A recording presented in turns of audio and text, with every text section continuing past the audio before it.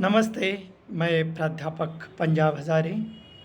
आज के तासिकाओं में आप सभी का स्वागत है। आज के तासिकाओं में हम लोग स्वतंत्र उत्तर हिंदी कविता के जो मुक्तिबोध है, गजानन माधव मुक्तिबोध द्वारा रचित भूल गलती कविता का अध्ययन करते हैं। गजानन माधव मुक्तिबोध की इस कविता का अर्थ समझने के लिए कुछ बातों का ध्यान रखना जरूरी है। भूल गलती इस कविता में फारसी बहुल शब्दावली का मुक्तिबोध ने उपयोग किया है। इससे यह भ्रम उत्पन्न हो जाता है या हो जाना स्वाभाविक है कि वे शायद मुग़ल दरबार की घटना के बारे में कविता लिख रहे हैं, लेकिन इसके जरिया वह केवल मध्ययुगीन का वातावरण को तैयार करना चाहते हैं। मध्ययुगीन जो वातावरण है मुग़ल दरबार का, उस वातावरण को तैयार करना चाहते हैं जिसमें शासक की क्रूरता, बुद्धि, विवेक और ज्ञान सबके ऊपर शासन करती है। सुल्तान के दरबार का समुच्च वर्णन वस्तुतः अप्रस्तुत है, प्रतीकावत आया है और असली कथा गलती और ईमान के बीच इर्द गिर्द चक्कर काटती है। तो हम लोग भूल गलती कविताओं के माध्यम से इस बात की चर्चा करते हैं। तो भूल गलती कविता में मुक्तिबोध ने कहा है कि भूल गलती आज बैठी है जिरह बखत्तर पहन कर, तख्त पर दिल के चमकते हैं घड़े, हथियार उसके दूर तक, आंखें चिलकती है नुकीली तेज पत्थर सी, घड़ी है सिर झुकाए सब कतारे, बेजुबा बेबस सलाम में अनगिनत खम्बों व मेहरबो थमे दरबारे आम में, सामने बेचैन घावों की अजब तिरछी लकीरों से कटा चेहरा कि जिस पर कांप दिल की भाप उठती है, पहने हथकड़ी व एक ऊंचा कद, समुच्च जिस्म पर लत्तर, झलकते लाल लंबे दाग, बहते खून के वह कैद कर लाया गया ईमान, सुल्तानी निगाहों में निगाहें डालता, बेखौफ नीली बिजलियों को फेंकता, खामोश सब खामोश।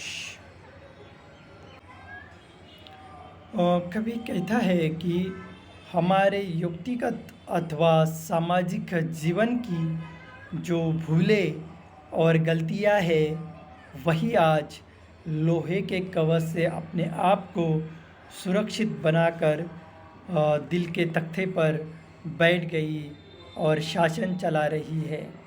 आज का जो शासन है उसमें शासक न सिर्फ खुद लोहे कवच धारण किए हुए है, वह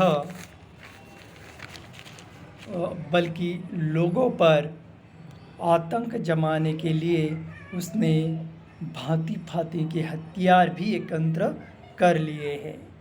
उसके हथियार की चमक दूर दूर तक दिखाई देती है और उसकी आँखों से भी ऐसी रोशनी निकल रही है जैसे किसी नोकदार तेज पत्थर पर की नोक पर चिलक रही हो। उसके आतंक के समक्ष सबने समर्पण कर दिया है। सामने लोग कतारबद्ध सलाम की मुद्रा में झुके हुए हैं और उनका गूंगापन उनकी बेबसी है। यह समूचा दृश्य एक ऐसे दरबार में घटित हो रहा है जो अत्यंत भव्य है। उसमें अनगिनत खम्भे हैं और खम्भे के बीच अनगिनत मेहरबा पड़ी हुई है। दरबारे आम वह जगह थी जो बादशाह जनता के समक्ष अपने निर्णय सुनाता था। शासक को जिस अपराधी के बारे में फैसला सुनाना है वह स्वयं ईमान है। तात्पर्य यह है कि गलती के शासन के लिए ईमान को कैद करना जरूरी हो जाता है।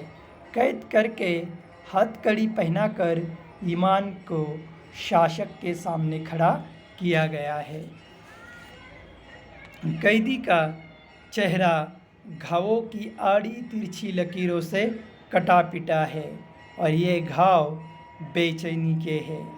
इन घावों के कारण उसका चेहरा इतना भयानक हो गया है कि जिस पर नज़र डालने से दिल कांप उठता है और हाथ हाय निकल आती है।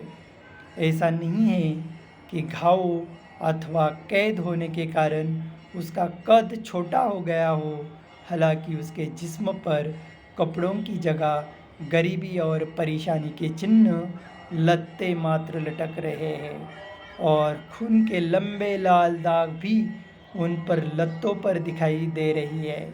फिर भी उसका स्वाभिमान सुरक्षित है। जहाँ अन्य सभी लोग निगाहें झुकाए हुए हैं, वही वह सिर ऊंचा कर सीधे शासक के आंखों में आंखें डाले हुए वह निडर है और उसकी भी आंखों से अग्नि के समान नीली बिजली के टुकड़े निकल रहे हैं। चतुरता अधिक खामोशी पसरी हुई है, लेकिन शासक के आतंक और कैदी की निडरता के बीच आंखों ही आंखों में संवाद जारी है।